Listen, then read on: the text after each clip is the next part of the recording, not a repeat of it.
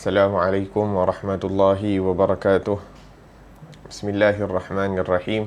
Nawayna ta'alluma wa ta'lim wa tadhakkura wa tadhkir wa naf'a wal intifa' wal ifadah wal istifadah wal hatha ala tamassuki bi kitabillahi ta'ala wa sunnati rasulih sallallahu alaihi wasallam wa du'a ila al-huda wa dalalata ala al-khair ibtigha' wajhillah wa mardatihi wa qurbihi wa thawabihi subhanahu wa ta'ala. Allahumma inna nas'aluka fahman nabiyyin wa hifdhal mursalin wa ilhamal malaikatil muqarrabin. Allahumma aghnina bil ilm wa zayyinna bil hilm wa akrimna bit taqwa wa jamilna bil afiyah. Allahumma akhrijna min dhulumatil waham wa akrimna binuril fahm. Subhanaka la ilma lana illa ma 'allamtana innaka antal alimul hakim. Rabbi shrah li sadri wa yassir li amri wahlul 'uqdatan min lisani yafqahu qawli wa saddid lisani wahdi qalbi bihaqqi sayyidina Muhammadin sallallahu alaihi wasallam. Alhamdulillah wassalatu wassalamu ala sayyidina Rasulillah wa ala alihi wa ashabihi wa man walah, amma ba'd. Alhamdulillah, kita bersyukur kepada Allah Subhanahu wa taala yang mana dengan taufik dan inayah daripada Allah Subhanahu wa taala dipermudahkan buat kita untuk hadir ke dalam majlis ilmu, dipilih kita untuk hadir ke dalam majlis ilmu yang mana ianya merupakan taman daripada taman-taman syurganya Allah Subhanahu wa taala, yang mana mereka-mereka yang hadir dengan niat yang sempurna, niat untuk hadir untuk mempelajari daripada ilmu-ilmu Allah Subhanahu wa taala, niat hadir untuk mengamalkan daripada ilmu yang disampaikan, niat hadir untuk beramal dan menyampaikan akan ilmu yang didapati untuk menghidupkan agama Allah Subhanahu wa taala dalam diri mereka sendiri, niat untuk hidupkan agama Allah Subhanahu wa taala pada tubuh badan mereka, pada ahli keluarga mereka, maka mereka akan mereka akan dijadikan antara orang-orang yang dipandang tinggi oleh Allah Subhanahu wa taala. Allahumma ja'alna minhum. Semoga Allah Subhanahu wa taala golongkan kita daripada orang-orang yang dipilih oleh Allah Subhanahu wa taala, diberikan taufik untuk memperbanyakkan daripada niat-niat yang mulia, terutamanya apabila kita melakukan amal ibadah kepada Allah Subhanahu wa taala. Naam, kita masih lagi di dalam kitab Al-Imam Abdullah bin Alwi Al-Haddad, Petunjuk Tarikat ke Jalan Akhirat, muka surat 14. Wa qala al-musannif, berkata Al-Imam Abdullah bin Alwi Al-Haddad, nafa'ana Allahu bihi, semoga Allah Subhanahu wa taala manfaatkan kita dengan ilmu kita, dengan ilmu beliau dan dengan ilmu seluruh orang saleh hingga ke akhirat. Amin ya rabbal alamin. Darjat ahli keyakinan dan ahli keimanan dalam keyakinan itu adalah atas 3 darjat. Darjat pertama iaitu darjat para ashabul yamin, golongan kanan, ialah mempunyai kepercayaan yang pasti, dan dalam pada itu boleh juga berlaku keraguan dan kegoncangan apabila berlaku sesuatu yang mengganggu gugatnya, dan ini diibaratkan dengan keimanan. Darjat kedua iaitu darjat para muqarrabin, iaitu golongan yang didekatkan, ialah kepenuhan iman dan ketetapannya dalam hati, tiada berkemungkinan berkurangan iman itu, malah ada kemungkinan iman itu akan bertambah. Dalam darjat ini, perkara yang gaib akan menjadi syahadah, terang, dan ia diibarat dengan keyakinan. Darjat ketiga iaitu darjat para nabi dan para pewarisnya yang telah sempurna, berupa para siddiqin, iaitu ahli kebenaran, ialah perkara yang gaib akan menjadi syahadah, dan darjat ini diibaratkan dengan kashf dan iyan, pendedahan dan penglihatan. Dan di antara satu darjat dengan darjat yang lain ada perbezaan yang jauh sekali, namun begitu semua mereka adalah diutamakan, dan setengah mereka lebih diutamakan dari setengah yang lain. Itulah kelebihan Allah yang diberikannya kepada sesiapa yang disukainya. Dan Allah Subhanahu wa ta'ala itu mempunyai kelebihan yang besar. Alhamdulillah, dalam perihal keyakinan, Al-Imam Abdullah bin Ali Al-Haddad mengakhiri bab beliau dengan menyebutkan tentang darjat keyakinan. Keyakinan ini mempunyai darjat-darjat, ataupun keimanan mempunyai darjat-darjat. Dan darjat yang pertama itu Ashabul Yamin. Allah Subhanahu wa ta'ala sebutkan bahawa di dalam Quran ada Ashabul Yamin dengan Ashabul Shimal, golongan kanan dan golongan kiri. Dan golongan kanan adalah ahli syurga, golongan kiri adalah ahli neraka. Akan tetapi di golongan kanan ini ada beberapa darjat, iaitu orang-orang yang beriman dan diletakkan di dalam syurganya Allah Subhanahu wa ta'ala ada darjat masing-masing. Walikullin darajatum mimma amilu. Setiap mereka mempunyai darjat yang tertentu yang telah ditetapkan sesuai dengan amalan mereka. Naam. Jadi darjat yang paling rendah ataupun darjat yang pertama itu adalah orang-orang yang mempunyai keimanan, akan tetapi keimanan mereka itu masih lagi pada tahap yang rendah, iaitu al-imanu, sesuai dengan hadis Nabi sallallahu alaihi wasallam, al-imanu yazidu wa yanqus. Sesungguhnya keimanan itu boleh bertambah dan boleh berkurang. Jadi orang-orang yang nafsu mereka itu belum lagi dididik, belum terdidik, maka apabila mereka berada di tempat yang mulia, mereka berada dalam situasi yang baik, maka keimanan mereka bertambah. Iaitu mereka berada di tempat yang baik, mereka berada bersama orang-orang yang baik, mereka melakukan perkara-perkara yang baik, maka iman mereka bertambah. Adapun terkadang apabila mereka terdedah kepada tempat-tempat yang tidak baik, terdedah untuk bergaul dengan orang-orang yang tidak baik, ataupun tergelincir dalam melakukan perkara-perkara yang dilarang oleh Allah Subhanahu wa ta'ala, maka iman mereka akan berkurang. Maka ini yang diibaratkan dengan keimanan. Ini keimanan itu masih lagi bertambah dan berkurang. Kemudian darjat yang kedua, iaitu para muqarrabin, mereka-mereka yang didekatkan oleh Allah Subhanahu wa ta'ala. Seperti yang disebutkan di dalam Al-Quran, was-sabiqun as-sabiqun ulaikal muqarrabun. Dan orang-orang yang berlumba-lumba, mereka inilah, iaitu berlumba-lumba untuk meraih keridaan Allah Subhanahu wa ta'ala. Sentiasa usaha istiqamah dalam amalan mereka, sentiasa istiqamah dalam berada di hadapan pintu rahmatnya Allah Subhanahu wa ta'ala, sentiasa memastikan mereka berada di tempat-tempat yang baik, sentiasa memastikan mereka berada di waktu-waktu yang mulia dalam keadaan beribadah kepada Allah Subhanahu wa ta'ala, sentiasa meletakkan diri mereka bersama orang-orang yang dekat dengan Allah Subhanahu wa ta'ala. Maka mereka ini adalah orang-orang yang muqarrab, orang-orang yang didekatkan oleh Allah Subhanahu wa ta'ala. Ini penuh keimanan mereka dan telah mantap keimanan tersebut dalam hati, dan jarang sekali iman itu akan berkurangan ataupun tidak berkemungkinan untuk kurang. Ada kemungkinan, tapi kebiasaannya orang-orang seperti ini mahfuz. Mereka bukan maksum, bukan mereka ini bebas daripada dosa, tapi mereka ini orang-orang yang dijaga oleh Allah Subhanahu wa ta'ala daripada melakukan perkara-perkara dosa.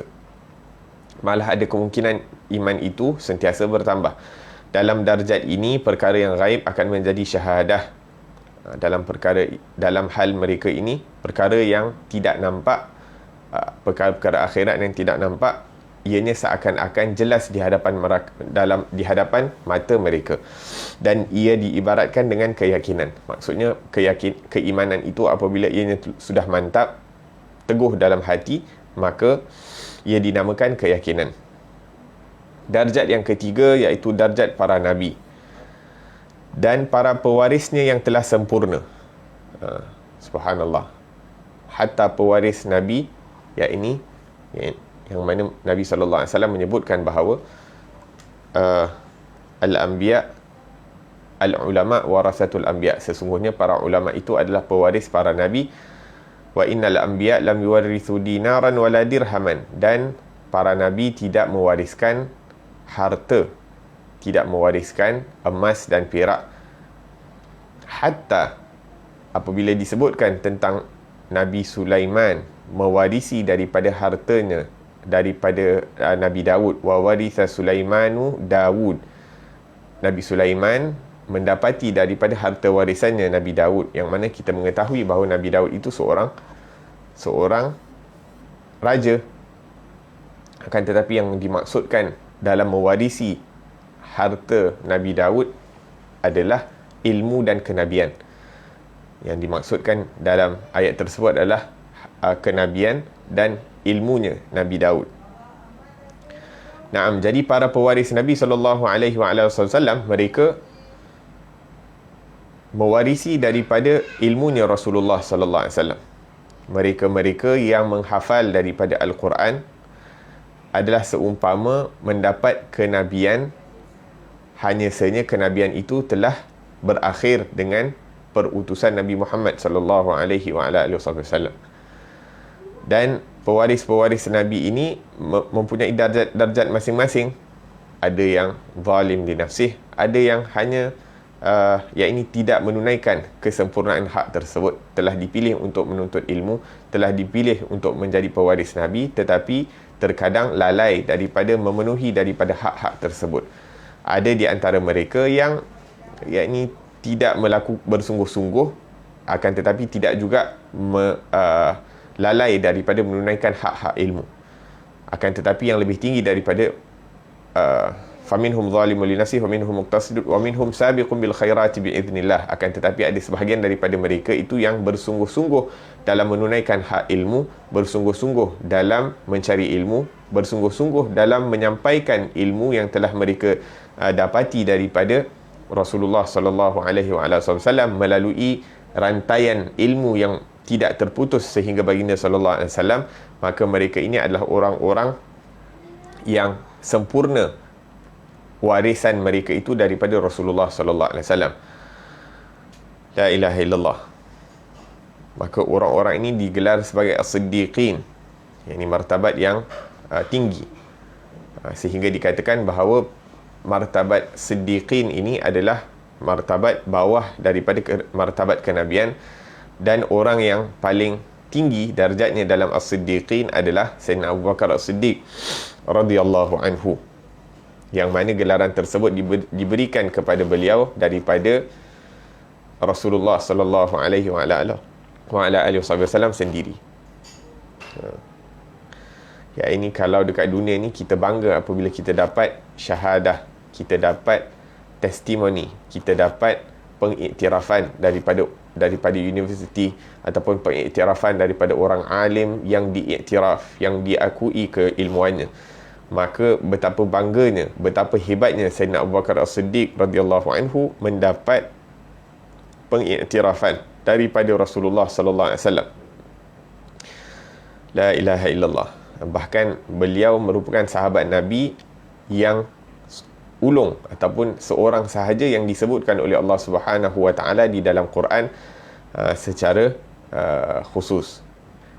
Sewaktu hijrah Nabi sallallahu alaihi wasallam ke kota Madinah, yakni thaniyatnaini idhuma fil ghar, dua di antara mereka itu apabila berada di dalam gua.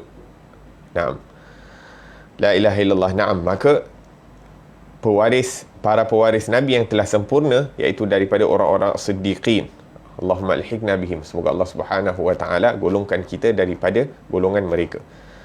Sehingga kita diperintahkan untuk berada bersama mereka. Ya ayyuhalladzina amanu taqullaha wa kunu ma'as sadiqin. Wahai orang-orang yang beriman, bertakwalah kamu kepada Allah Subhanahu wa taala, dan duduklah kamu, letaklah diri kamu bersama orang-orang yang benar.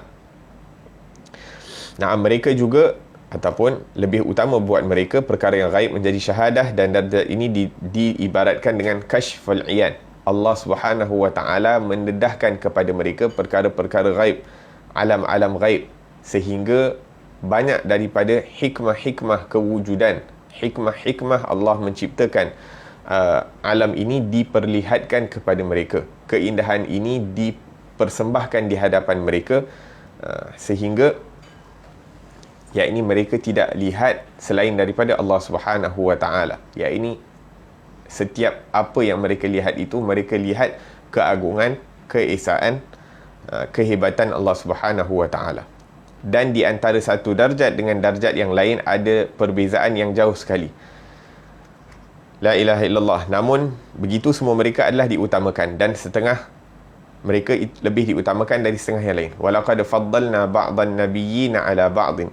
Sesungguhnya kami telah mengutamakan sebahagian daripada para nabi itu melebihi daripada nabi yang lain, walaupun kesemua mereka itu adalah mulia di sisi Allah Subhanahu wa taala. La ilaha illallah. Dan seperti kita ketahui, darjat para nabi ini ada yang para nabi, ada para rasul. Maka rasul, para nabi yang dipilih menjadi rasul itu lebih utama daripada nabi yang tidak dipilih untuk menjadi rasul. Kemudian para rasul yang dipilih untuk menjadi ulul azmi, iaitu VIP daripada golongan para nabi, itu lebih utama daripada nabi yang lebih utama daripada rasul-rasul yang tidak dipilih untuk menjadi ulul azmi. Dan kemudian ketua bagi seluruh para nabi, para rasul dan para ulul azmi adalah nabi kita, Nabi Muhammad sallallahu alaihi wa ala alihi wa sahbihi wasallam, yang mana sebahagian ulama memecahkan daripada keyakinan ini kepada beberapa darjat, iaitu ilmul yaqin, kemudian ainul yaqin, kemudian haqqul yaqin, kemudian yang terakhir, yang keempat itu adalah haqiqatul yaqin, hakikat daripada kebenaran, yang mana tidak mendapat daripada keyakinan tersebut kecuali Nabi kita Nabi Muhammad sallallahu alaihi wa ala alihi wa sahbihi wasallam. La ilaha illallah. Dan nak menunjukkan keyakinan Sayyidina Abu Bakar As-Siddiq radhiyallahu anhu daripada kalangan umat Nabi sallallahu alaihi wasallam. Umat Nabi semuanya hebat-hebat, akan tetapi kehebatan Sayyidina Abu Bakar As-Siddiq ini jauh melebihi daripada yang lain, sehingga disebutkan bahawa jikalau keimanan Sayyidina Abu Bakar As-Siddiq ini diletakkan di dalam satu neraca dan diletakkan seluruh keimanan umat Nabi sallallahu alaihi wasallam yang lain di neraca yang lain, di neraca yang lagi satu, imagine ini Sayyidina Umar, Sayyidina Ali, Sayyidina Uthman dan sebagainya, sehinggalah orang yang terakhir dilahirkan di atas muka bumi ini, maka keimanan Sayyidina Abu Bakar itu la rajahat, yakni lebih berat daripada keimanan yang lain. Jadi dalam satu peperangan, Rasulullah sallallahu alaihi wasallam telah memerintahkan, telah meminta bagi mereka-mereka yang berkemampuan untuk bersedekah. Maka Sayyidina Umar Al-Khattab radhiyallahu anhu berniat dan berkata, berazam, hari ini saya ingin mendahului, yakni sifat ingin berlumba-lumba. Allahumma salli ala Muhammad. Falyatanafasil mutanafisun, yakni di atas perkara-perkara yang baik ini, itulah yang seharusnya kita berlumba-lumba. Maka Sayyidina Abu Bakar ingin berlumba dengan Sayyidina Umar Al-Khattab, ataupun Sayyidina Umar ingin berlumba dengan Sayyidina Abu Bakar As-Siddiq radhiyallahu anhu dalam bersedekah. Maka Sayyidina Umar telah membawa separuh daripada hartanya untuk diinfakkan ke jalan Allah ataupun kepada Rasulullah sallallahu alaihi wasallam. Maka tidak lama kemudian datang Sayyidina Abu Bakar As-Siddiq radhiyallahu anhu dan memberikan sedekahnya. Rasulullah bertanya kepada Sayyidina Umar Al-Khattab, apa yang telah kamu tinggalkan buat ahli keluargamu? Maka Sayyidina Umar menjawab, ya Rasulullah, aku telah meninggalkan separuh daripada hartaku. Kemudian Rasulullah bertanya kepada Sayyidina Abu Bakar As-Siddiq, apa yang kamu tinggalkan untuk ahli keluarga kamu? Maka Sayyidina Abu Bakar As-Siddiq radhiyallahu anhu telah mengatakan, aku tinggalkan untuk mereka Allah dan Rasul. La ilaha illallah. Naam. Kedua-dua sahabat Nabi, kedua-dua orang yang dekat bersama Rasulullah sallallahu alaihi wasallam. Satu Sayyidina Abu Bakar, satu Sayyidina Umar. Sehingga dikatakan apabila dibangkitkan manusia itu daripada kubur masing-masing, maka orang yang pertama akan keluar adalah Rasulullah sallallahu alaihi wasallam, dan kemudian Sayyidina Abu Bakar dan Sayyidina Umar, yang mana mereka berdua itu berada di berdekatan dengan Rasulullah sallallahu alaihi wasallam, dikuburkan, dimakamkan berdekatan dengan Rasulullah sallallahu alaihi wasallam. Maka di sebelah kanan Rasulullah adalah Sayyidina Abu Bakar, sebelah kirinya Sayyidina Umar, nak menunjukkan betapa rapatnya kedua mereka itu kepada Rasulullah sallallahu alaihi wasallam. Akan tetapi keimanan, walaupun keduanya hebat, akan tetapi keimanan Sayyidina Abu Bakar As-Siddiq jauh lebih hebat daripada Sayyidina Umar Al-Khattab radhiyallahu anhu, tanpa mengurangkan kehebatan Sayyidina Umar Al-Khattab, radhiyallahu anhu. Dan ini merupakan pembahagian daripada Allah Subhanahu wa taala, diberikan kepada hamba-hamba apa yang diinginkan Allah Subhanahu wa taala. La ilaha illallah. Dan keimanan ini adalah satu perkara yang bukan mudah untuk diterangkan, akan tetapi ianya merupakan satu kenikmatan ataupun satu rasa yang dirasa di dalam hati seseorang. Naam. Maka keyakinan ini dapat dilihat apabila kita diuji, apabila kita berdepan dengan dugaan, berdepan dengan ujian, maka makin kuat ujian yang datang.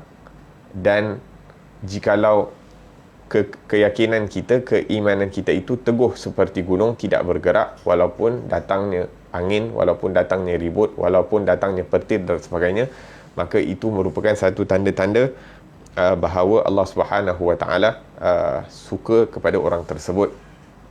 Sehingga disebutkan dalam hadis, asyadun nasi bala'an al-anbiya thumma al-amsal wal amsal. Orang yang paling kuat diuji oleh Allah Subhanahu wa taala adalah para nabi, kemudian mereka-mereka yakni berkurangan ujian tersebut mengikut darjat masing-masing. La ilaha illallah. Semoga Allah Subhanahu wa taala golongkan kita daripada golongan orang-orang yang telah dipilih oleh Allah Subhanahu wa taala untuk meraih daripada keyakinan yang sempurna daripada Allah Subhanahu wa taala. Amin ya rabbal alamin. Nah, kemudian Al-Imam Abdullah bin Alwi Al-Haddad meneruskan dengan fasal yang seterusnya perihal niat. Beliau berkata, niat itu adalah pokok dari segala amalan. Wahai saudaraku, hendaklah kamu memperbaiki niatmu, mengikhlaskannya, memantapkannya, serta bertafakur padanya sebelum memasuki ke dalam suatu amalan, kerana niat itu adalah asas amalan. Semua amalan nanti adalah kembali kepada niat itu, sama ada baiknya atau buruknya, betulnya atau rosaknya. Nabi SAW telah bersabda, innamal a'malu binniyat wa innamal likulli imri'in ma nawa. Hanya sahaja semua amalan itu bergantung pada niat-niatnya, dan hanya sahaja setiap orang yang beramal kembali kepada apa yang diniatkannya. Maka hendaklah anda tidak mengatakan sesuatu atau membuat sesuatu atau berazam hendak melakukan sesuatu perkara, kecuali anda pasangkan niat anda itu untuk bertaqarrub, untuk yakni mendekatkan diri kepada Allah Subhanahu wa taala, mengharapkan pahala yang telah ditetapkan oleh Allah Subhanahu wa taala ke atas perkara yang diniatkan itu dari segi budinya dan kelebihannya. Naam. Imam Haddad mengingatkan kita kembali selepas menyebutkannya pada mukaddimah kitab ini tentang kepentingan an-niyah. Seperti yang kita sebutkan, fasahihin niyyata qabla al-amali wa'ti biha maqrunan bil awwali. Perbaikilah niat kita sebelum kita beramal ataupun kita bertindak. Hadirkan niat pada permulaan amal supaya tiada niat lain yang mengganggu keikhlasan ibadah seseorang. Berkata orang saleh, ba'dul arifin, an-niyatu matiyah. Niat ini seumpama kendali ataupun steering, membawa kita ke mana kita akan pergi. Yang ini dengan niat tersebut akan membawa kita kepada tempat yang ingin kita tujui.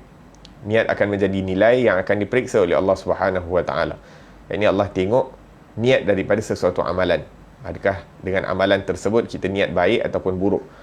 Dalam menuntut ilmu kita niat keridaan Allah, ataupun kita ingin berlumba ataupun menunjukkan di antara sahabat-sahabat kita siapa yang lebih hebat di antara satu dengan yang lain. Kalau niat betul, maka betul lah. Maka kalau niat itu salah, maka tidak diganjarkan. Perumpamaan yang Allah Subhanahu wa taala berikan di dalam Al-Quran, iaitu ibadah yang tidak ditunaikan, ibadah ditunaikan tanpa niat yang betul, maka amalan tersebut tidak diterima sebab niat tak betul. Allah Subhanahu wa taala sebutkan di dalam Al-Quran tentang anak-anak Nabi Adam, iaitu Habil dan Qabil. Watlu alaihim naba abnai Adam bil haqq idh qarraba qurbanan fatuqabbala min ahadihima wa lam yutaqabbal min al-akhar qala la aqtulannak qala innama yataqabbalu Allahu minal muttaqin. Sebutlah, ceritakanlah wahai Muhammad kepada mereka tentang khabar dua anak Adam. Idh qarraba qurbanan, apabila mereka mengkedepankan, memberikan kurban, fatuqabbala min ahadihima, maka kurban salah seorang daripada mereka itu diterima dan kurban salah seorang daripada mereka itu ditolak, tidak diterima.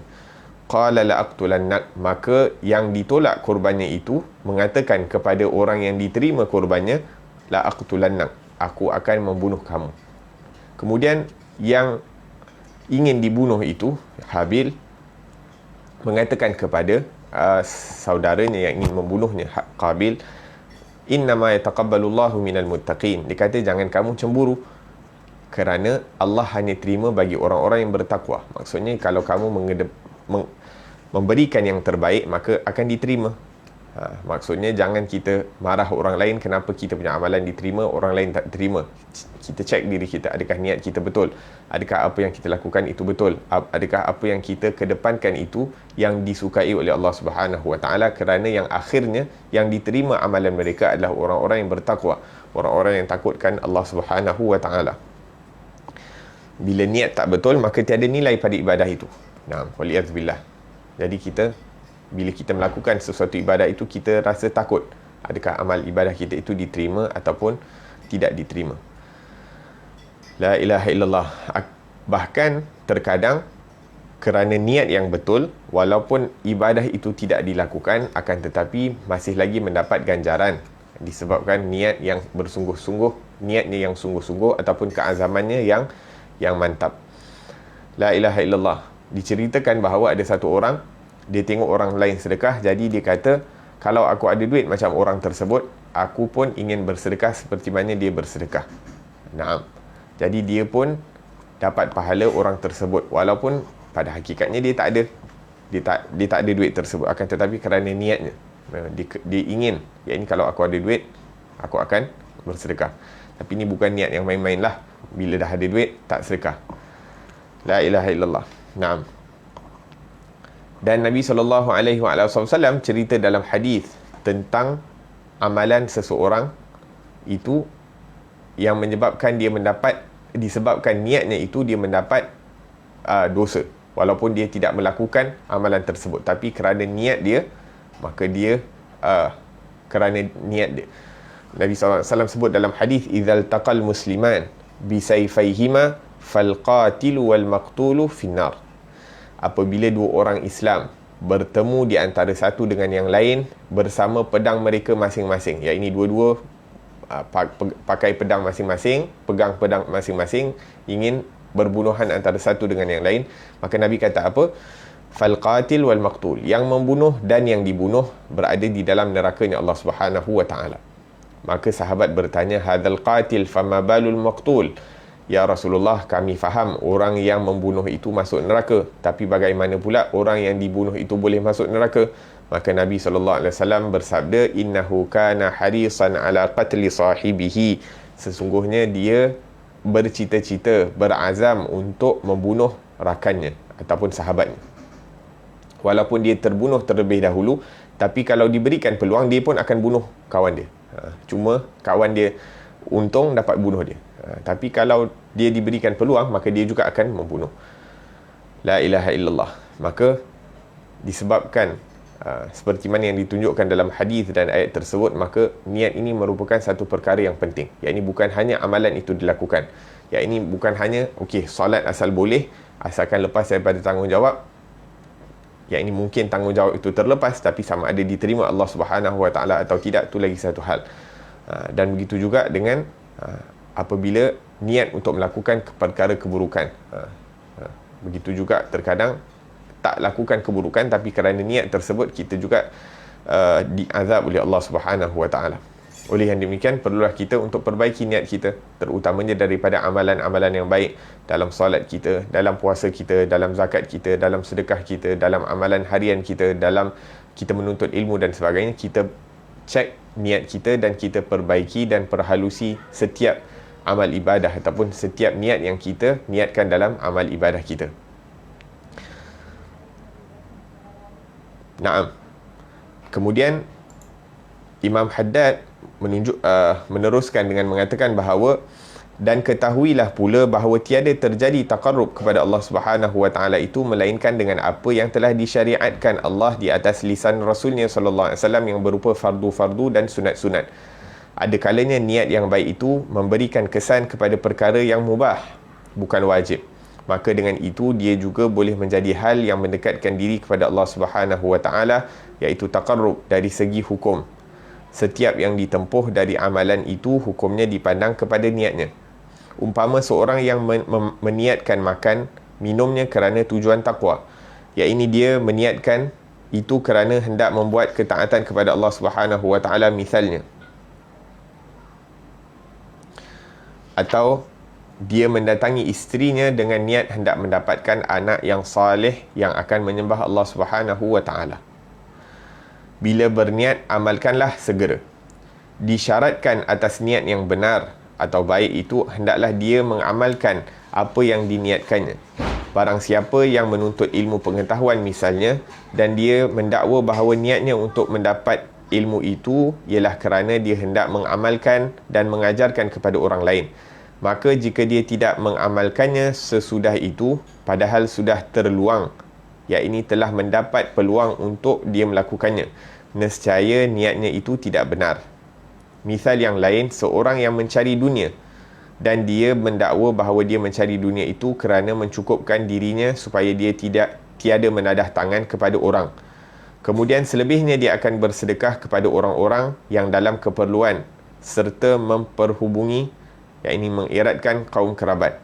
Maka jika dia tidak melaksanakan apa yang diniatkan itu sedang dia boleh melakukannya, nescayalah itu tidak akan memberi kesan apa-apa pun terhadap niatnya itu.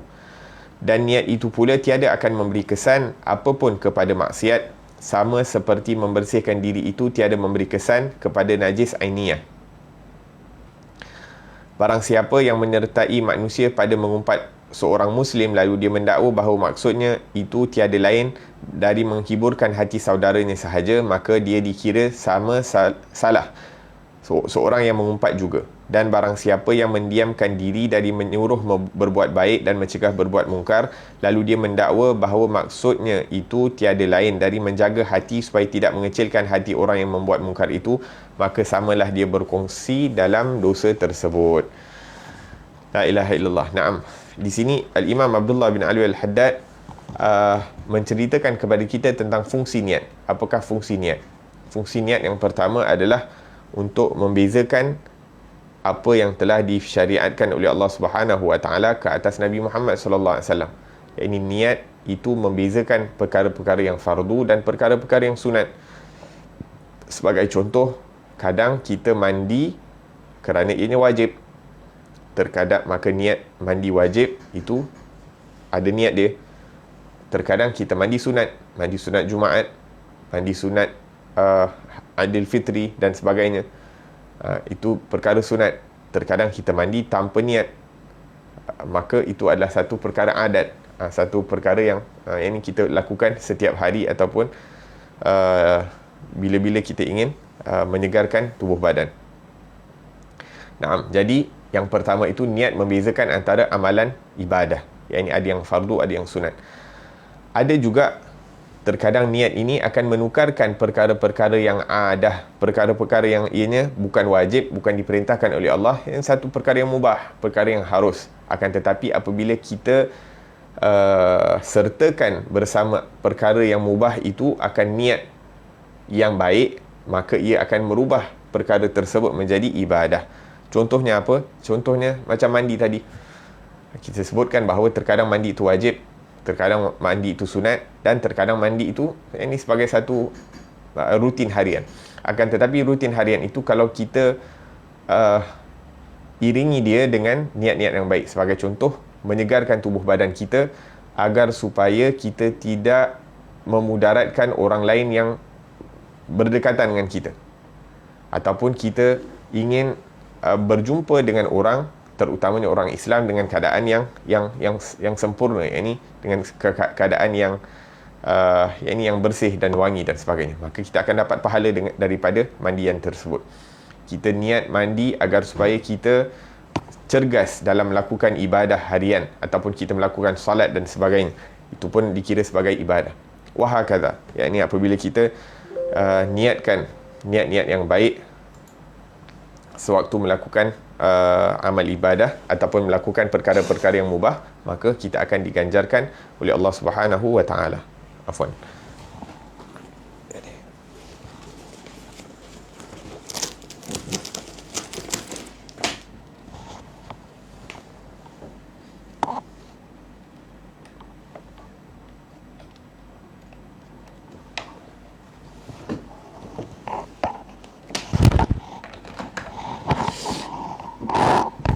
Naam. Maka Imam Haddad menceritakan kat sini, kalau orang itu niatkan makan ataupun minum atas tujuan takwa, yakni melaksanakan perintah Allah Subhanahu wa taala, mengikuti daripada sunnah Rasulullah sallallahu alaihi wasallam, niat makan dan minum untuk memberikan tenaga untuk amal ibadah, maka makan dan minum itu akan dikira sebagai ibadah. Ibu-ibu yang masak di rumah, niatkan dengan mereka masak itu agar supaya memberikan kekuatan kepada ahli keluarga dalam mentaati perintah Allah Subhanahu wa taala, meninggalkan daripada larangan Allah Subhanahu wa taala, ingin menyediakan makanan yang halal, ingin menyediakan makanan yang tayyib, yang suci kepada ahli keluarga, maka mereka akan diganjarkan sesuai dengan niat yang mereka hadirkan sewaktu masak tersebut. Dan apatah lagi kalau mereka sertai sewaktu memasak itu dengan berzikir kepada Allah Subhanahu wa taala dan sebagainya, maka keberkatan daripada zikir yang akan masuk dalam makanan tersebut akan memberikan kekuatan kepada orang yang memakannya daripada ahli keluarga. La ilaha illallah. Naam. Kemudian disebutkan di sini, naam, antara salah satu syarat amalan itu benar, amalan itu baik, maka adalah apabila dia ada waktu, ada peluang untuk melakukan apa yang diniatkan, maka dia akan lakukan. Sebagai contoh, orang yang menuntut ilmu. Kat sini dia buat dua misal, dua perumpamaan. Orang yang menuntut ilmu, dia kata dia menuntut ilmu ini agar supaya dia dapat sebarkan kepada orang lain. Dia dapat amalkan dan dapat sebarkan kepada orang lain. Tapi bila tiba peluang untuk dia amalkan, dia tak buat. Ada waktu lapang, terutamanya sekarang ni waktu PKP, ada masa untuk baca Al-Quran, ada masa untuk hadir majlis ilmu online, ada masa untuk berzikir, ada masa untuk melakukan solat-solat sunat, berbanding dengan waktu-waktu apabila tak ada PKP. Tapi bila ada masa, dia buat benda lain, maka niat yang diniatkan itu adalah tidak benar. Kerana apa? Kerana bila ada peluang, dia tak buat. Begitu juga orang yang mencari dunia, orang yang bekerja, ingin mencari rezeki dan sebagainya, dia kata niat dia untuk memberi nafkah kepada ahli keluarga, dan kalau ada lebih daripada nafkah tersebut, maka dia akan sedekahkan kepada orang yang memerlukan. Jadi bila tiba waktu, dia dah ada rezeki, dah infak ada lebih sekali, dia tak tolong orang lain, dia tak tolong orang, maka niat dia itu tidak benar. Niat itu tidak benar. La ilaha illallah. Dan kemudian Imam Haddad mengatakan bahawa niat ini pula, niat-niat yang baik tidak memberi kesan kepada perkara-perkara yang dosa ataupun mungkar. Niat yang baik tidak akan memberi kesan kepada perkara-perkara yang mungkar. Seperti apa? Seperti disebutkan di sini, membersihkan diri itu tiada memberi kesan kepada najis ainiyah. Ataupun, ya ini sebagai contoh, kita ada baju yang kotor, kemudian kita basuh dengan air yang kotor, kerana ianya tidak membersihkan. Ataupun kita cakap, oh, aku mengumpat, aku duduk dengan orang-orang yang mengumpat ini agar supaya apa? Nak menghiburkan hati dia. Kita sebab kawan, Jadi kita nak happykan orang tersebut, dia nak ada orang untuk bercakap, jadi bila dia mengumpat, kita pun duduk sekali. Waliyazubillahi tabaraka wa ta'ala. Apabila kita ada kawan, kita nampak dia buat mungkar, dia meninggalkan perkara-perkara yang disuruh oleh Allah Subhanahu wa ta'ala, maka kita layankan. Sebab apa? Sebab dia kawan. Kita tak ada niat untuk nasihat, kita tak ada niat untuk nak perbaiki kawan kita itu apabila dia melakukan perkara-perkara yang dilarang oleh Allah Subhanahu wa ta'ala. Maka tak nak kecilkan hati. Walaupun nak jaga hati orang ni satu perkara yang dituntut dalam Islam, tapi bukan pada waktu-waktu yang salah. Bukan pada waktu-waktu yang salah. La ilaha illallah. Kemudian disebutkan di sini, jangan campur aduk. Imam Haddad meneruskan dengan mengatakan, jangan campur aduk niat buruk dengan niat yang baik. Kemudian apabila niat yang buruk itu bergantung dengan amalan yang baik, nescayalah dia akan merosakkannya dan menukarkannya menjadi buruk. Umpamanya seorang yang mengamalkan amalan salih tetapi maksudnya ialah untuk memperoleh harta kekayaan dan pangkat kedudukan.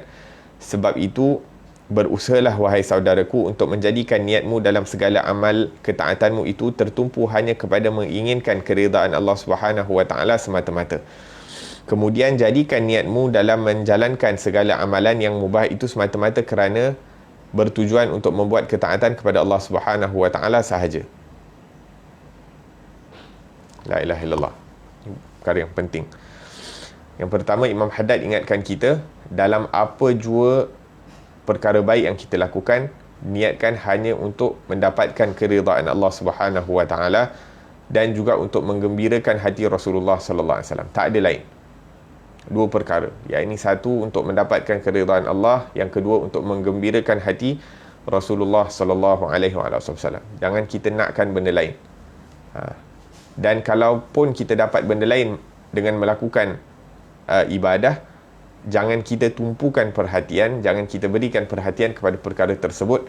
Bahkan kita perbaiki, perhalusi, tegakkan niat kita itu hanya untuk apa-apa yang kita lakukan itu hanya untuk mendapat keridhaan Allah dan mengembirakan hati Rasulullah sallallahu alaihi wasallam. Naam. Dan kemudian jadikan niatmu dalam menjalankan segala amalan yang mubah. Apa-apa perkara mubah yang kita lakukan. Perkara mubah ni apa? Makan, minum, tidur, pakai pakaian dan sebagainya, berkahwin, bekerja dan sebagainya. Kita niatkan apa-apa perkara mubah yang kita lakukan itu sebagai satu wasilah, sebagai satu perantaraan untuk memudahkan kita melakukan ketaatan kepada Allah Subhanahu wa ta'ala. Makan, minum, tidur agar supaya kita dapat kekuatan untuk beribadah kepada Allah Subhanahu wa ta'ala, menjalankan segala yang diperintahkan dan meninggalkan segala yang dilarang. Bekerja begitu juga, berkahwin begitu juga, untuk mendekatkan diri kepada Allah Subhanahu wa ta'ala, untuk menjaga kehormatan diri dan sebagainya. Nah, kemudian, dan ketahuilah bahawasanya dalam suatu amalan itu boleh terkumpul niat-niat yang banyak, dan bahawasanya orang yang mengamalkannya akan memperoleh buat setiap niatnya pahala yang cukup. Misalnya dalam ketaatan, bahawa dia berniat membaca Al-Quran itu kerana bermunajat kepada Allah Subhanahu wa ta'ala, maka sebenarnya orang yang membaca Al-Quran itu memanglah dia bermunajat kepada Tuhannya. Kemudian dia berniat hendak mendapat atau mempelajari ilmu dari Al-Quran, kerana memanglah Al-Quran itu induk segala ilmu. Kemudian dia berniat hendak memberikan manfaat kepada orang yang duduk mendengarnya dan orang yang duduk mendengarnya dan orang yang turut mendengarnya dan lain-lain yang seumpama itu dari niat-niat yang saleh dan baik. La ilaha illallah. Naam. Imam Haddad mengatakan bahawa kalau boleh perbanyakkan niat dalam setiap amal ibadah yang kita lakukan. Sebab ada banyak niat yang boleh kita hadirkan dalam satu ibadah. Disebutkan bahawa perbezaan orang-orang saleh dengan orang-orang yang biasa, yang beriman tapi dia biasa, adalah antara perbezaan mereka ini adalah niat mereka. Orang-orang saleh, orang-orang muqarrab yang didekatkan kepada Allah Subhanahu wa ta'ala ini, hati mereka sentiasa hadir kepada Allah dan mereka pandai untuk berjual beli dengan Allah Subhanahu wa ta'ala. Mereka tahu macam mana nak meraih keuntungan daripada Allah Subhanahu wa ta'ala. Jadi seperti mana setiap amalan itu bergantung kepada niat yang diniatkan. ataupun diganjarkan sesuai dengan niat yang diniatkan, maka lebih banyak niat seseorang itu dalam melakukan sesuatu ketaatan, maka lebih banyak, walaupun orang ni dia buat dia baca Quran satu muka surat, yang B dia baca Quran satu muka surat, tapi yang A ni baca Quran, dia niat apa tadi? Dia niat untuk mendekatkan diri kepada Allah Subhanahu Wa Taala. Dia dekat bermunajat kepada Allah Subhanahu Wa Taala. Dia niat untuk mendapatkan ilmu, yang mana Al-Quran merupakan sumber ilmu yang utama. Dia niat untuk mendengar daripada Al-Quran. Dia niat untuk melihat daripada Al-Quran. Dia niat untuk memperdengarkan orang lain daripada bacaan Al-Quran. Dia niatkan untuk beramal daripada bacaan Al-Quran dan sebagainya. Maka lebih banyak niat yang dia hadirkan sewaktu membaca daripada Al-Quran, maka lebih banyak pahala yang dia akan dapat. Kemudian disebutkan bahawa ada satu orang syekh menulis kitab An-Niyah. Syekh Ali bin Abu Bakar Sakran menulis kitab bertajuk Kitab Niat. Kalau tak silap saya, kitab niat ni ada dijual. Kemudian di dalamnya dia menyenaraikan niat-niat yang boleh seseorang niat dalam pelbagai jenis amalan. Walaupun kita boleh, kebanyakan niat itu lebih kurang sama, kita boleh kiaskan, kan, tetapi terkadang ada niat-niat yang terkadang kita sendiri tak terfikir. Maka bagus kalau kita boleh dapatkan buku tersebut dan kita baca. Jadi mudah untuk kita nak hadirkan niat sewaktu melakukan sesuatu perkara. Kemudian disebutkan di sini contoh apabila nak kahwin, dia kata taat perintah Allah, ikut sunnah Rasulullah sallallahu alaihi wasallam untuk menjaga kehormatan dan pandangan, ingin mendapatkan zuriyah yang dapat mengimarahkan bumi Allah Subhanahu Wa Taala ini dengan ibadah kepada Allah, ingin menggembirakan hati Rasulullah, yang mana Rasulullah sallallahu alaihi wasallam bersabda, tanakahu taksuru fa inni mubahin bikumul umama yaumal qiyamah. Tanakahu taksuru, berkahwinlah kamu dan berzuriahlah kamu dengan perkahwinan tersebut. Ini salah satu niat untuk berkahwin, untuk mendapatkan zuriah. Taksuru fa inni mubahin bikumul umama yaumal qiyamah, kerana sesungguhnya aku berbangga dengan bilangan umat aku yang ramai pada hari kiamat nanti. Ini bila kita nak dapatkan anak, bukan hanya untuk sebagai satu, aku ada anak, aku punya anak lagi ramai dan sebagainya, tapi kita nak menggembirakan hati sahibul risalah Rasulullah sallallahu alaihi wasallam dengan kita mempunyai zuriyah yang baik dan yang dapat menggembirakan hati baginda sallallahu alaihi wasallam. Begitu juga niat kita dengan berkahwin untuk menyempurnakan separuh daripada iman kita. Orang yang dah berkahwin telah sempurna separuh daripada iman, maka hendaklah dia takutkan Allah Subhanahu Wa Taala dengan separuh iman yang berbaki. Kemudian dia ingin berkahwin untuk mendirikan rumah tangga, menjadi pemimpin dalam rumah tangga, menjadi pemimpin yang baik dalam rumah tangga tersebut, ingin mendidik dirinya, mendidik ahli keluarganya, mendidik anak-anaknya dan sebagainya.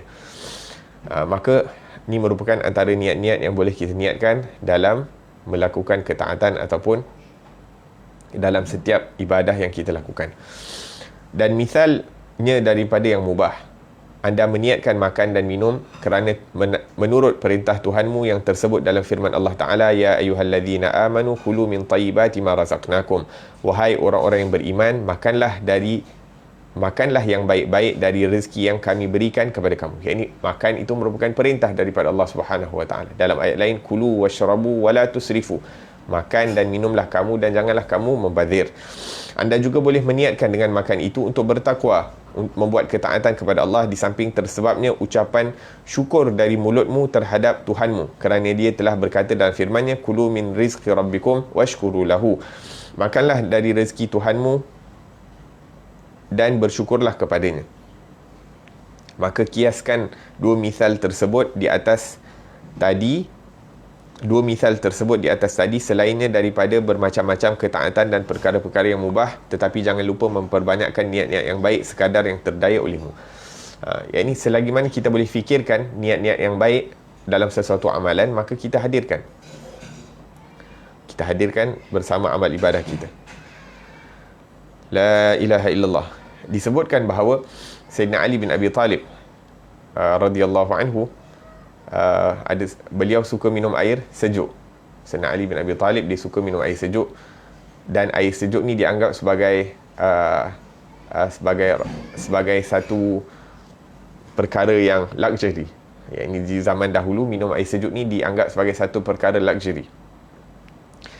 Macam sekarang ni kita makan coklat, luxury, dessert dan sebagainya.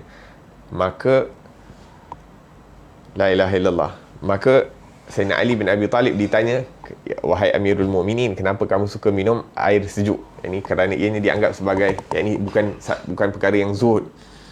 Maka Sayyidina Ali bin Abi Talib dia kata, bila aku minum air sejuk, aku rasakan kenikmatan air tersebut, maka aku mengucapkan alhamdulillah itu daripada benak hatiku. Ini bila kita makan makanan yang sedap, kita rasa nikmat, maka kita pun sebut alhamdulillah. Ini bukan setakat macam minum air biasa, alhamdulillah. Tapi bila kita rasa kenikmatan dia, kita akan sebut alhamdulillah dengan penuh perasaan kita sebutkan. Maka itu yang disebutkan oleh Sayyidina Ali bin Abi Talib. Maka even kita makan perkara-perkara yang sedap dan yang lazat, itu adalah untuk mengeluarkan kesyukuran daripada from the bottom of our heart, macam tu. Nah, la ilaha illallah. Nah, ada persoalan dekat sini, kalau kita makan ubat, niat sihat atau macam tu. Nah, kita jaga kesihatan kita agar supaya kita dapat mentaati perintah Allah Subhanahu Wa Taala, dapat istiqamah dalam melakukan amal ibadah kepada Allah Subhanahu Wa Taala. Sebab terkadang bila kita sakit, menghalang kita daripada beribadah. Dan pada waktu yang sama, kita punya tawakal dan keyakinan adalah yang memberikan kesembuhan adalah Allah Subhanahu Wa Taala. Dan dunia ini darul asbab, Allah jadikan, yakni menggunakan asbab itu bukanlah mengurangi daripada keyakinan kita kepada Allah Subhanahu Wa Taala. La ilaha illallah. Naam.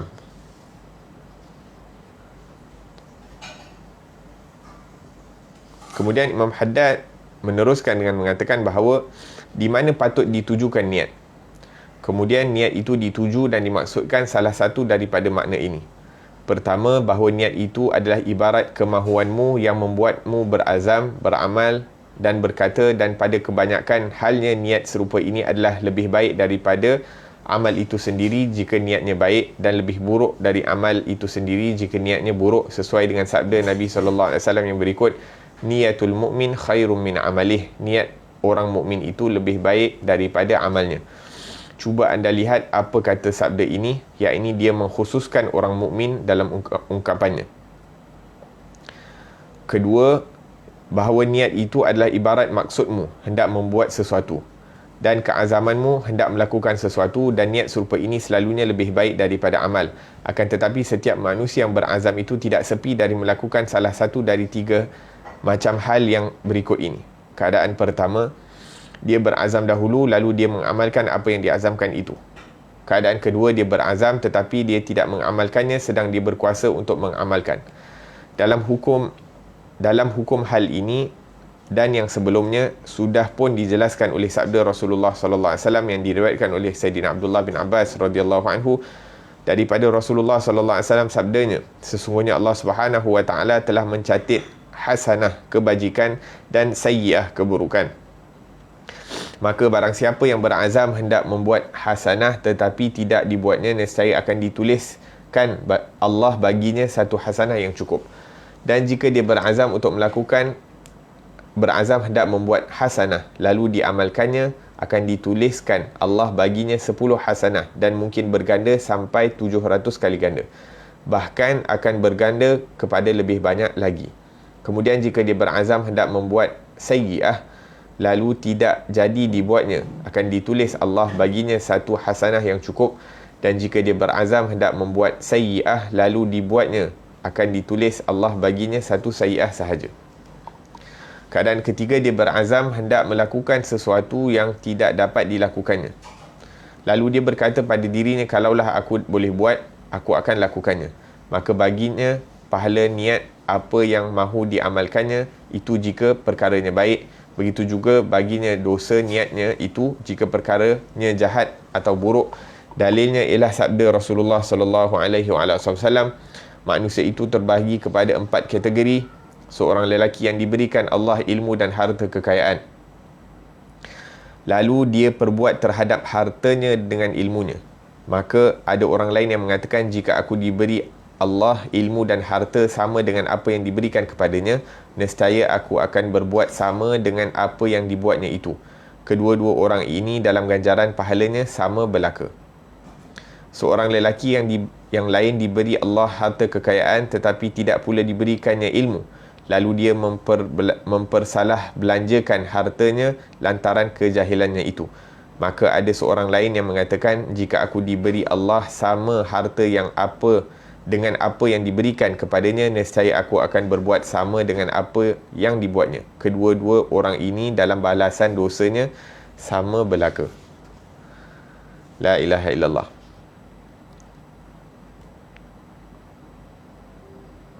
Naam. Jadi dekat sini Nabi SAW menyebutkan keadaan niat. Yang ini niat ni terkadang berbentuk keazaman seseorang, niat yang bersungguh-sungguh. Yang kedua, niat ini sebagai satu yakni maksud, yakni dia ingin niat yang untuk melakukan sesuatu dan ada kemampuan untuk melakukannya, maka tidak sempurna niat tadi kecuali dengan perbuatan. Yakni yang pertama tadi dia azam bersungguh-sungguh, tapi terkadang terhalang daripada melakukannya. Yang kedua, dia pasang niat tapi sambil dia ada kemampuan untuk melakukan niat tersebut. Maka kalau dia buat niat tersebut, barulah niat itu akan dikira sebagai niat. Sebab apa? Sebab memang dia mampu untuk buat. Kecuali kalau dia niat bersungguh-sungguh tapi terhalang, yakni tidak ada kemampuan, barulah dia Allahumma salli ala Muhammad. Macam mana tadi? Bila ada kemampuan untuk buat, dia akan buat, maka niat itu akan diganjarkan. Tapi kadang-kadang dia niat sedangkan memang dia tidak mampu untuk nak buat, maka niat itu tidak akan sempurna. Sebab apa? Sebab dia sebagai hanya niat biasa sahaja. La ilaha illallah. Dalam hadis Nabi SAW bersabda tentang mereka-mereka yang menghadiri daripada peperangan Badar. Nabi sebutkan bahawa sesungguhnya ada orang-orang di Madinah yang tidak ikut bersama dengan rombongan kamu, tetapi pahala mereka sama dengan kamu, walaupun mereka duduk rumah. Apa sebab pahala dia sama dengan orang berjihad? Kerana mereka tak dapat nak hadir peperangan kerana ada keuzuran. Ini keuzuran syar'i. Ada keuzuran yang menghalang mereka dari menyertai peperangan. Niat ada, semangat ada, tapi keuzuran itu menghalang mereka daripada menyertai peperangan tersebut. Sebagai contoh, mereka sakit dan sebagainya. Kalau mereka tak sakit, pasti mereka akan menghadiri peperangan tersebut. Dalam hadis juga dinyatakan kalau ada orang di timur niat untuk bunuh orang di barat, ataupun orang di timur itu membantu, menyokong apa yang dilakukan oleh orang di barat, ataupun menyokong pembunuhan orang di barat, maka niat itu sama dengan niat membunuh. Waliyadzubillah tabaraka ta'ala. Sebab dia agree, dia bersekongkol dengan niat orang tersebut. Maka kita kena berhati-hati dengan apa yang kita niatkan. Kita kena berhati-hati dengan apa yang kita niatkan. La ilaha illallah. Kemudian dekat sini disebutkan tentang hadis bahawa orang yang diberikan harta dan diberikan ilmu agama, kemudian dia membelanjakan harta tersebut sesuai dengan ilmu agama yang telah diberikan, maka dia akan mendapat pahala. Kemudian orang lain tak ada ilmu, tak ada harta. Dia kata kalau aku diberikan harta seperti orang tersebut, maka aku akan membelanjakan seperti mana dia membelanjakan harta. Maka kedua-dua ni mendapat pahala yang sama. Kemudian ada orang diberikan harta tapi tak diberikan ilmu, maka dia pun membazir, membelanjakan harta dia mengikut hawa nafsunya. Maka orang lain apabila melihat keadaan tersebut, dia kata kalaulah aku ada harta tersebut, aku pun akan belanja macam tu juga. Waliyadzubillah. Maka dia dalam dosa sama. Dan ini terkadang berlaku kepada anak-anak muda zaman sekarang ini, apabila melihat orang-orang yang tidak diberikan, bukan hanya tidak diberikan ilmu, bahkan tidak diberikan iman oleh Allah Subhanahu Wa Taala. Kerana kebanyakan di dunia ini orang yang diberikan harta oleh Allah Subhanahu Wa Taala adalah orang-orang yang ini terutamanya harta yang melimpah ruah ini adalah daripada golongan orang-orang yang tidak beriman kepada Allah Subhanahu Wa Taala. Dan mereka ini terkadang anak muda menjadikan mereka ini sebagai role model, suka tengok yakni kereta-kereta yang mereka gunakan, pembaziran yang mereka lakukan dan sebagainya. Maka terkadang terdetik ataupun terniat dalam hati mereka ini, kalau aku ada duit, aku pun nak ada seperti apa yang mereka ada. Nak guna pakaian seperti pakaian mereka, nak berbelanja seperti perbelanjaan mereka, nak mempunyai kemewahan seperti kemewahan mereka dan sebagainya, waliyadzubillah. Dan terkadang ingin melakukan apa yang mereka lakukan daripada dosa-dosa yang terkadang mereka menzahirkan daripada dosa-dosa mereka, waliyadzubillah. Maka perlu dijaga daripada perkara-perkara tersebut. La ilaha illallah. Naam. Dan kita sekarang ni berada dalam PKP, maka kita niatkan untuk jadikan rumah kita ni sebagai madrasah. Ingatkan kita berada di rumah ini agar supaya kita menjauhkan diri kita ini daripada orang lain, agar supaya keburukan kita ni tak sampai kepada mereka. Jangan pula kita rasa kita ni baik, kita rasa kita ni buruk, jadi kita tak nak orang terkena daripada keburukan diri kita.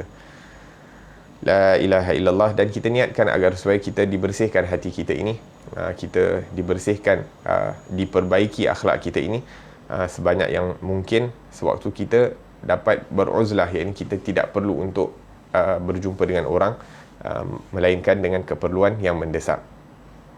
Allah Subhanahu wa taala alam. Semoga Allah Subhanahu wa taala berikan kita taufik untuk memperbanyakkan niat-niat yang baik dalam setiap amal ibadah yang kita lakukan, memperbanyakkan niat-niat yang baik sewaktu kita melakukan perkara-perkara yang mubah, dan jadikan perkara-perkara yang mubah itu wasilah sebagai perantaraan asbab untuk kita mempermudahkan ibadah kita kepada Allah Subhanahu wa taala. Dan disebutkan dalam hadis, barang siapa yang melakukan satu niat yang baik, membuka satu niat yang baik dalam dirinya, maka Allah Subhanahu wa taala akan bukakan pintu 70 daripada pintu taufik, diberikan idea bagaimana untuk melakukan ketaatan kepada Allah Subhanahu wa taala. Semoga Allah Subhanahu wa taala terima daripada niat-niat kita, dan semoga Allah Subhanahu wa taala terima daripada majlis ilmu kita, dan semoga ini dapat berterusan, dapat memberikan kita manfaat di dunia dan akhirat. Amin ya rabbal alamin. Wa sallallahu ala sayyidina Muhammad wa ala alihi wasallam. Alhamdulillah rabbil alamin. Rabbana anfa'na bima 'allamtana.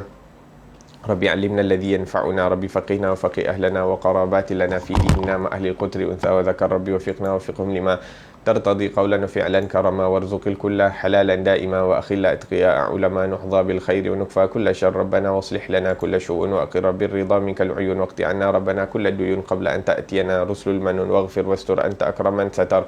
وصلاة الله تغشى المصطفى من إلى الحق دعانا والوفى بكتاب فيه للناس شفاء وعلى الآل الكرام شرفاء وعلى الصحب المصابيح الغرار. اللهم اهدنا بهداك وجعلنا ممن يسارع في رضاك ولا تولنا وليا سواك ولا تجعلنا ممن خالف أمرك وعصاك. وحسبنا الله ونعم الوكيل ولا حول ولا قوة إلا بالله العلي العظيم. وصلى الله على سيدنا محمد وعلى آله وصحبه وسلم والحمد لله رب العالمين. والسلام عليكم ورحمة الله وبركاته.